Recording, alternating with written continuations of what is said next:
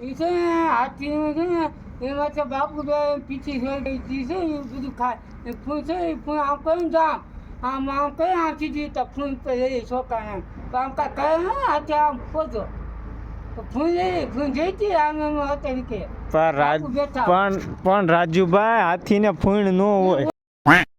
હોય ફૂલ મોટી આમ કરી નાખશું આમ ચડી જાય એ ફૂણ ન કહેવાય રાજુભાઈ તો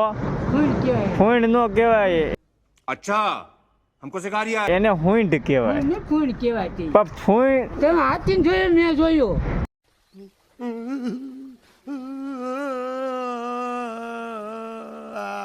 તો હાથી નહીં જોયું હોય તો ફૂણ વાળો હોય મોટી નીચે હોય આમ કરીને તો રાખી લઈ લે પણ ફૂણ ન કહેવાય ને હુંડ કહેવાય આવી વાતી કાંઈ ન કરે હવે માથે બ્યાય ખરા બાપા ઓલું જીવડો સામેથી નીકળે હાથી લે ટંકોરી હોતન હોય હા ટંકો બાંધ્યો હોય ઘરે પણ ઈ ફૂણ ન કહેવાય હુંડ હાથીને હુંડ હોય ફૂણ હોય જે આપણે ગણપતિ આવે ને ફૂણ કહેવાય તમે હજી તમે હાથી તમે આયકા બાપુ બેઠા હળદર સોંપ્યું ગયા હળદર સોંપડી કપાળે બેઠા માથે આવ્યા હતા ચલો આમ કેવું ઉપર આવ્યા હતા આમ કરતા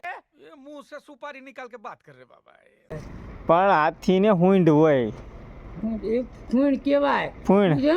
એ માતાજીની ફૂણ છે ગણપતિ બાપા આથી કાંઈ કે ખાવા જો રસ્તો એમ બધું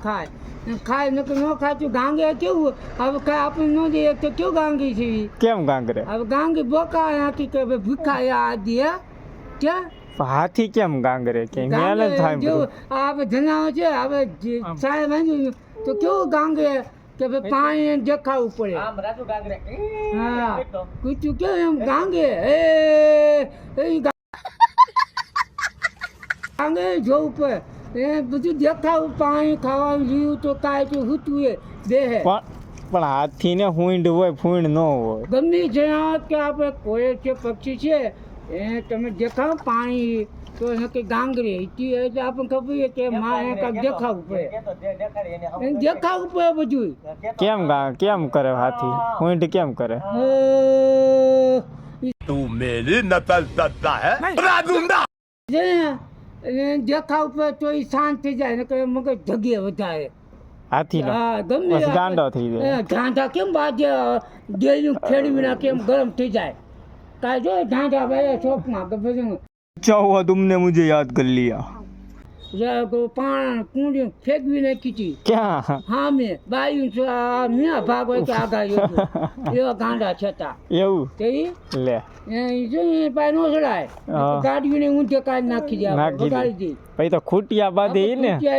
રેવા દે હાથીની વાત હાથી હોતે ગાંડો થયો ને તો છોકરા ફિલ્મમાં તમે જોયું કેવો ગાંડો થાય છે કેવો થાય થાય છે ને ડેલી અંદર ઘરી જાય છે ડેલી અંદર કરી થાય તો બી ગાંડા પણ એને હુંડ ન હોય मालिक बस बहुत हो गया હુંડ ન હોય દેખા ઉપર એ પછી કેવું નીંદ બધું નાખે કેવું કરે છે સમજા જેવું છે તો ટીવીમાં જોજો અચ્છા રાજુભાઈ